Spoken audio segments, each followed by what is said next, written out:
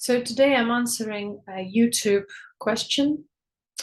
Thank you very much to all of you who participate actively and watch the videos, share and subscribe and ask very relevant and interesting questions through YouTube comments. So today's question is kind of very interesting and relevant in our current age. So can you put some light into this current of light language? What is it? What is light language? And why are so many women doing it? Should one receive this transmission or not? Again, it's a very, very relevant question for this day and age. And it is a possibility that many people might not like the answer. It is quite simple. First of all, we have to know the age we're living in.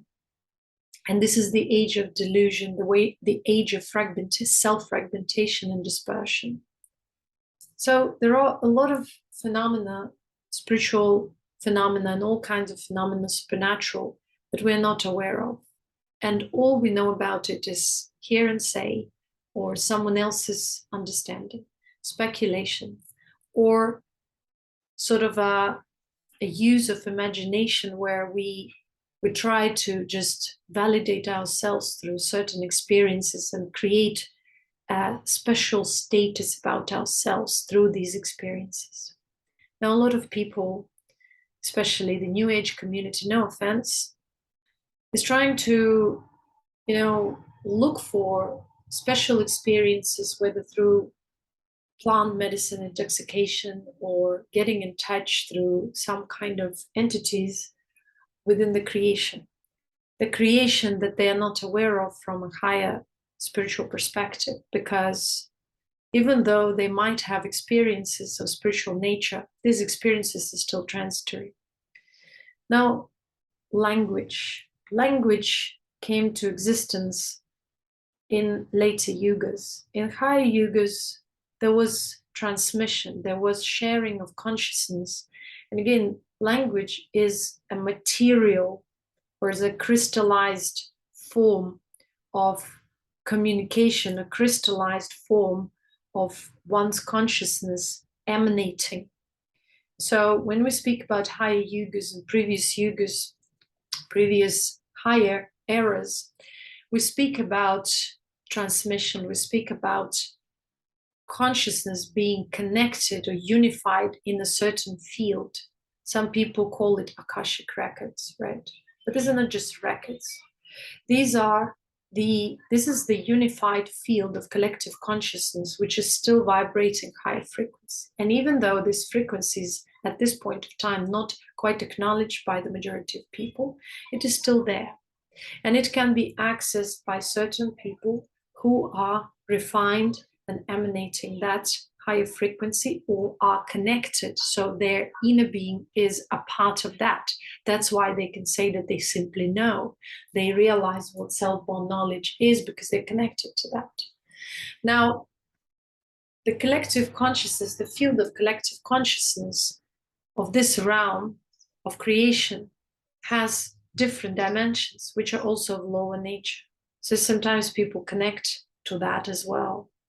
And so everything that is concerning, the limited man-made reality, predictions and all this kind of stuff, it's a lower form of, or lower level of spiritual dimension, which usually uses spirits or different kinds of limited forms of subtle level of creation. So again, the light language is nothing but the higher frequency, the emanation of the collective that the majority of people cannot access. They may speculate. The transmissions that they get are mixed with their unrefined self, their unrefined emotions and traumas, and that's why they are impure. At this point of time, there are almost none of those beings who can really know that higher frequency or emanate it. And even if they do, the majority of people will not recognize it because they're not awakened to that higher frequency within themselves. And so the true knowledge is always concealed. The highest of all the languages is just the conscious emanation of that higher being itself. It doesn't need to put into anything, into any form. But some beings, even when they are connected, if, let's say, someone truly connected to that, you can't speak. You are but the emanation of that. And even if you can speak, it just doesn't really matter. So is it really language? Well, you may put it that way, but all it is but the presence. That light, true light being, not of a lower frequency, of a lower astral realms that usually people connect to and propagate, but of that higher frequency. It's of such a high spiritual potency and radiation, it literally dissolves all the illusions. It dissolves everything, which is of a corrupt and distorted nature, because it's of a higher era. It's of a different timeline, and it shouldn't be known at this point. If someone truly comes across it, it's by the,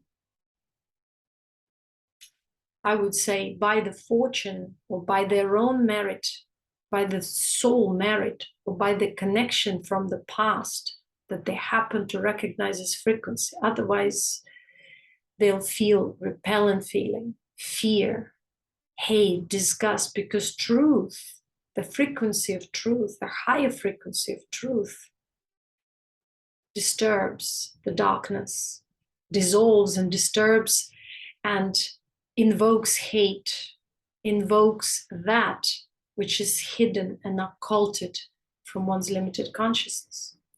And that's why higher frequency cannot be pursued by many. You said, why many women doing it? Because many women have not embraced their higher frequency. At this point of time, the feminine energy is distorted, corrupt, and that's why it remains in the shadows, in the clasps of the darkness, in the name of spirituality or whatever not. Once women start awakening and embracing that higher being within themselves, this world will be a transformed world and a new era will dawn. Thank you very much. I hope I answered and brought some clarity. Thank you.